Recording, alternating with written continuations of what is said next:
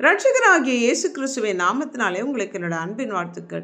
இன்றைய நாளின் தியானத்துக்காக தேர்ந்து கொள்ளப்பட்ட வேத வசனம் அப்போஸ்தலர் நடபடிகள் 17வது அதிகாரம் 27வது வசனம். கர்த்தராகிய தம்மை அவர்கள் தடவியாகிலும் கண்டுபிடிக்கத்தக்கதாக தம்மை தேடும்படிக்கு அப்படி செய்தார். அவர் நம்மில் ஒருவருக்கும் தூரமானவர் அல்லவே என்று அப்போஸ்தலனாகிய பவுல் சொன்னார்.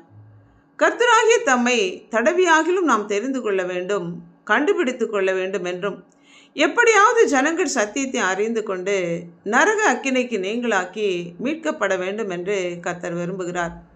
ஒருவரும் கெட்டுப்போவது தேவனுடைய சித்தம் அல்ல. எல்லா மனிதரும் காப்பாற்றப்படவும் சத்தியத்தை அறிகிற அறிவை அடையவும் தேவன் பிரியமுள்ளவராக இருக்கிறார். அவரால் உண்டாக்கப்பட்ட அனைத்து மனிதர்களும் அவருக்கு சொந்தமானவைகள் ஆனதுனால ஒவ்வொருவருடைய ஆத்மாவுக்காக கர்த்தர் தம்முடைய உயிரை கொடுத்து நமக்கான பிணைய தொகையை செலுத்தி நம்மை மீட்டு கொண்டுள்ளார். கர்த்தர் நமக்காக ஜீவனை கொடுத்ததன் பலனை நாம் அடைந்து கொள்ள வேண்டும். நம் ஒவ்வொருவர் மேல் வைத்த அன்பினாலே இயேசு கிறிஸ்துவை இந்த பூமிக்கு அனுப்பி தம்முடைய அன்பை பிதாவாகிய தேவன் வெளிப்படுத்தினார். பிதாவின் சித்தத்தை நிறைவேற்றி முடிப்பதற்காகவே தம்முடைய ஜீவனை நமக்காக கொடுத்ததுனால ஆண்டவராகிய இயேசு கிறிஸ்து நம்மேல் வைத்த அவருடைய அன்பை வெளிப்படுத்தினார்.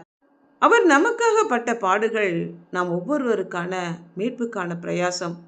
இந்த ரட்சிப்பின் தேவனை நாம் எப்படியாவது தெரிந்து கொள்ள வேண்டும் என்று தேவன் விரும்புகிறார்.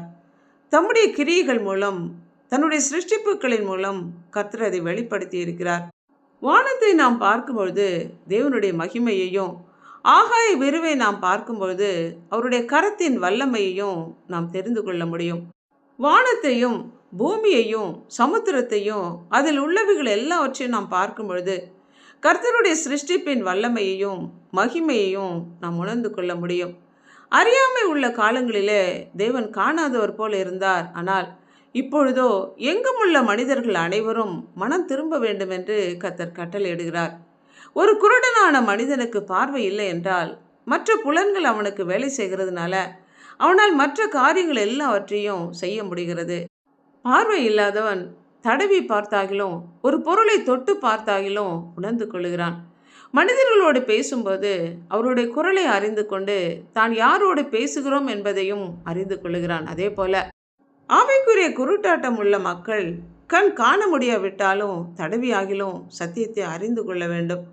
இயேசு கிறிஸ்து ஒருவரே வழி, சத்தியம், ஜீவன். அவராலே என்று வேறு ஒருவராலும் ரட்சிப்பு இல்லை. நாம் ரட்சிக்கப்படும்படி இந்த பூமியிலே வேறொரு நாமம் கட்டளையிடப்படவில்லை என்பதை உணர்ந்தவர்களாக அவரிடம் வந்து மீட்பையும் ரட்சிப்பையும் நாம் பெற்றுக்கொள்ள நமக்கு அழைப்பு விடுவிக்கப்படுகிறது. இந்த அழைப்பை ஏற்றுக்கொண்டு மீட்பை பெற்றுக்கொண்டுள்ளோமா? யோசித்து பார்ப்போம், ஜெபிப்போம். இரக்கமும் அன்பும் உள்ள பரம தகப்பனே, எங்களை படைத்தவரே, நாங்கள் பாவிகளாக, துரோகிகளாக, அக்கிரமக்காரராக இருந்த பொழுது எங்களுக்காக ஜீவனை கொடுத்தீரே.